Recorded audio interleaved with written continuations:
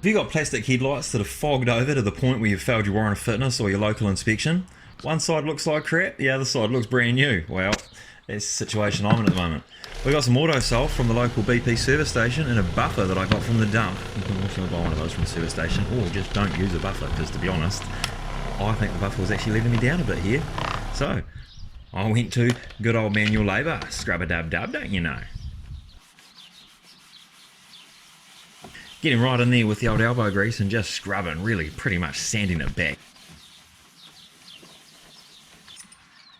Now I've got some finishing cut and polish here, or some finishing polish, and I put on a little bit more Autosol for good measure. Why not, eh? She was pretty cloudy, it needs a good grind back. You could almost wet and dry it too. Like if you had maybe some 600 grit, I bet that would work just fine.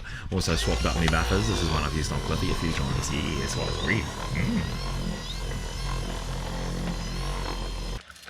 And I've got some pure wax. I don't know if it's pure wax, but it cost me 60 bucks for 2 bottles from a guy that was selling it outside the BP. He snaked me. He came up and cleaned a spot on my ute with it, and I was like, alright, I've got some spare cash. Here you go. Take 320s off me, you bugger.